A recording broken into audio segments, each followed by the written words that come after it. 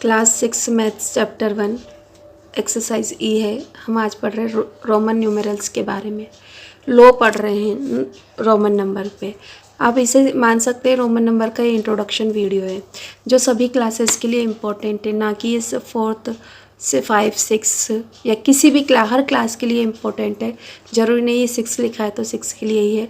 तो आप rules about Roman numerals के बारे में देखिए। आप Roman numerations systems use only 7 symbols to write any numbers.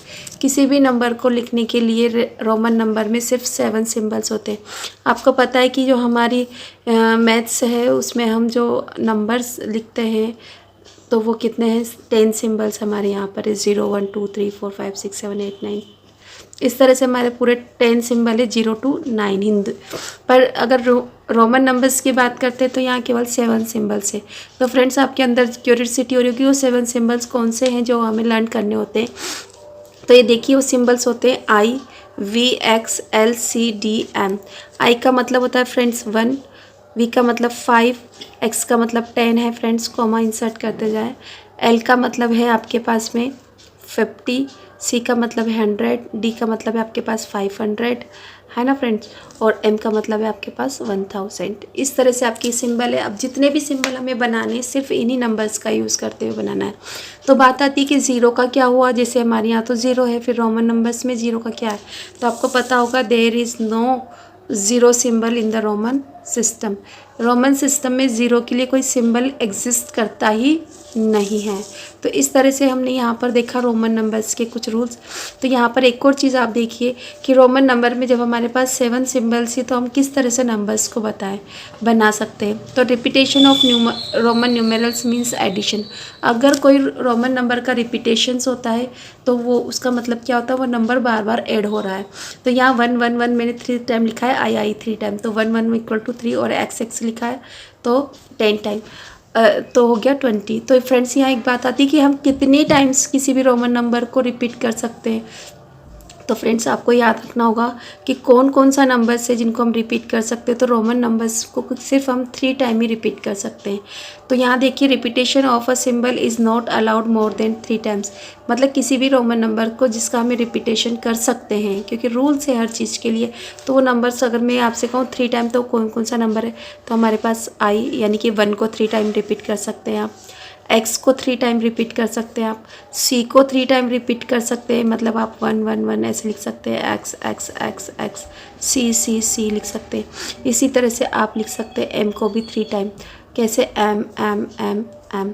तो 3 अगर 1 1 1 है तो 3 हो गया, एक्स एक्स एक्स हो गया 30 हो गया हमारे पास, सी सी सी कितना हो गया 300, और एम एम का मतलब 3000। आपको ये ध्यान रखना है फ्रेंड्स। अगर आपको इतनी बात समझ में आ गई तो अब ऐसे कौन से नंबर हैं कि जिन्हें हम रिपीट ही नहीं कर सकते, क्योंकि हमारे पास तो 7 सिम्बल्स हैं। अब यहाँ तो हमने 1 2 3 4 सिंबल की बात की, तो कौन कौन से ऐसे नंबर्स हैं जिसे आप रिपीट ही नहीं कर सकते। तो यहाँ मैं थोड़ा सा अलग से बताना चाहूँगी आपको कि आपके पास में वी एल और डी, ये 3 सिंबल ऐसे हैं जिन्हें आप वी कैन नॉट रिपीट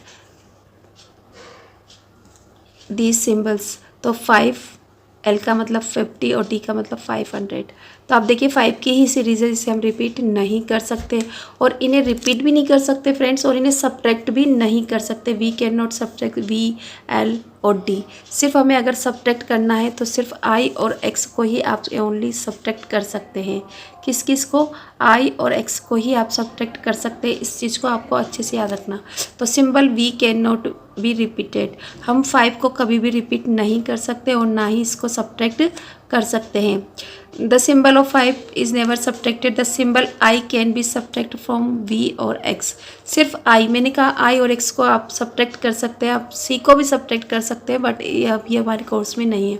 तो यहाँ पर देखिए आई को हम सिर्फ वी और एक्स के साथ सब्ट्रैक्ट कर सकते हैं, 4 बनाना 9 बनाना इस तरह का। द सिंबल, अगर मैं आपको एग्जांपल दूं कि किस तरह सब्ट्रैक्ट, तो अगर मैं v में से 1 को सब्ट्रैक्ट करती हूँ जो कि हमारा लेफ़्ट साइड में लिखा है तो इसका मतलब क्या है 4। इसी तरह से अगर मैं 10 के इस लेफ़्ट साइड में अगर मैं ये लगा देती हूँ, है ना, तो किसके इक्वल हो जाता है, हमारे 9 के इक्वल हो जाता है। तो लेफ़्ट साइड ये कौन सी, एक्स के लेफ़्ट साइड, ये लेफ़्ट साइड और ये राइट साइड। तो हम इस चीज़ का ध्यान रखें। The symbol x can be subtract from LCM। आपका जो x है आप उसको L में से, C में से और M में से ही सब्ट्रैक्ट कर सकते हैं, आप किसी और में से आप इसे सब्ट्रैक्ट नहीं कर सकते। इस तरह से आज मैंने आपकी इंट्रोडक्शन वीडियो जो है आपको रिपीट किया है। एक और चीज़ मैं आपको यहाँ बताना चाहती हूँ कि अगर हम इस तरह से वी लिख देते हैं, अगर रिपीट करते हैं तो ये क्या होगा, मीनिंगलेस होगा। क्या होगा, मीनिंगलेस होगा। आपको ये चीज़ याद रखना है क्योंकि पेपर में इसी तरह से पूछा जाता है। जैसे कि आपने सपोज करो आपने लिख लिया LL, तो LL भी आपने रिपीट कर लिया तो मीनिंगलेस हो जाता है।